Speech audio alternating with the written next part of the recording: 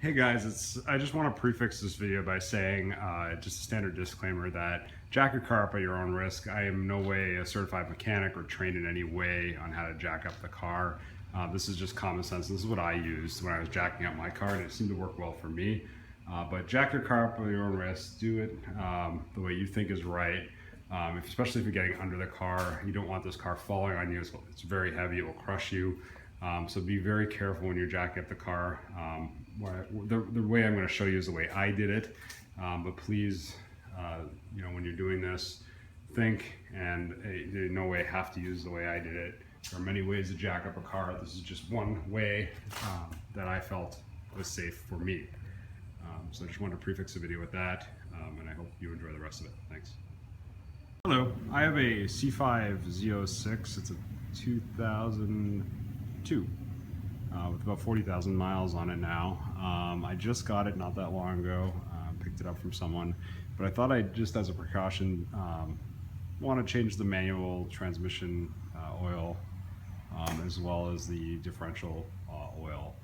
So I wanted to use 4 Rhino Ramps rather than Rhino Ramps and jack stands, or just jack stands at all. I just like the Rhino Ramps better. Matter of preference. I think the jacks are probably just totally fine. A lot of people use them and they're totally safe. I just like the fact that they're level and they're pretty easy to use. I'll show you how I did it.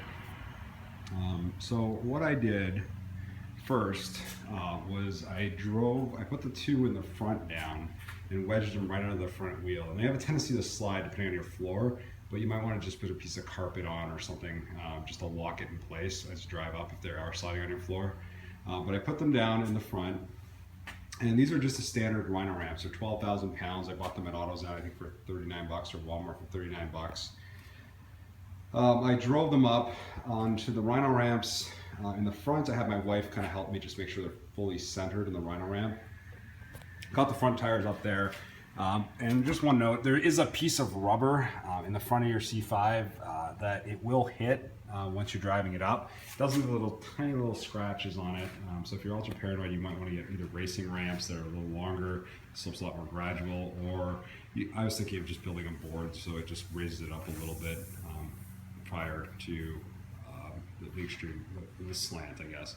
But all in all, it's not really noticeable, and that thing was the rubber piece in the front of your Corvette was made for this reason, so I don't think it's a big deal. I've had them up and down a few times and really haven't noticed it. It does not hit the body at all, so you don't have to worry about that. Okay, so I got them up on the front of the car. So the front tires are up on the Rhino Ramps. I did the same thing. Then I chucked them with just a small piece of wood. You can use a plastic car chuck. I prefer the wood. I felt it worked a little better than the plastic chucks.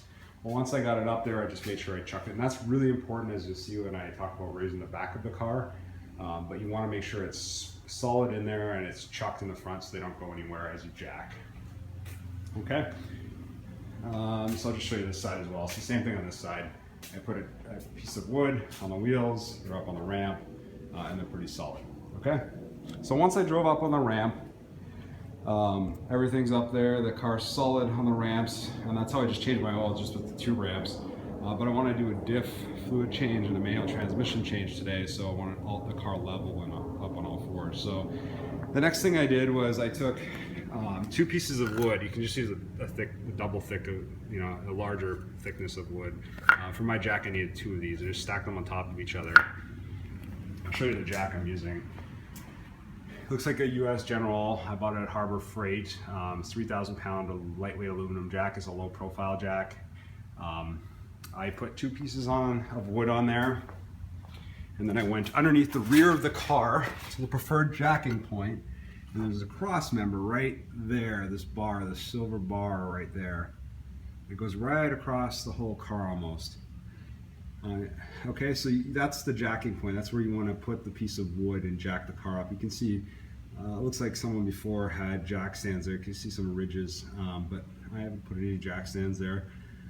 But I just use it for a jacking point. So I put the 2 pieces of wood there, jacked the rear of the car up, and I kept jacking until the rear wheels were high enough to insert the Rhino Ramps, and that's why I needed, on that low profile jack, it doesn't quite get high enough.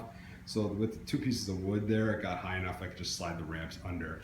And that's, I just re-emphasize, you want to make sure you chuck the front wheels, because as you jack the back of the car up, the wheels have a tendency on the ramp to roll backwards if they're not chucked. And I learned that the hard way. So I noticed I was checking the front every time I jacked it, it was rolling backwards. So I chucked it, totally fine, doesn't roll backwards. Plus you want to chuck it anyway for safety. So just check the front wheels before you do the back. Jack the rear of the back up to a point where you can slide the ramps under, and then just slide the ramps under to the point where you know they're centered, you feel good about it, and then just lower the car back down, and you're on the ramps in 4 places, and the car perfectly level. So it's great for doing any type of fluid change. I feel pretty safe about getting under the car at this point, but I am paranoid, so I did a few other things just as a precautionary measure, and I'll show you what those are. I took my jack, and originally I had it in the middle, but I kind of felt it was getting in the way. So what I did was I put it on the side jacking point here, and I just put a little piece of wood on there and jacked it up on the side. No, you can't just jack the C5 up without putting one of these jacking pucks in. You think you can use a regular puck. I just use a jacking puck. It's specially designed for this purpose, but it just sits into the body. You turn it, and then it just gives you a little bit of play so you don't actually put the jack right on the body.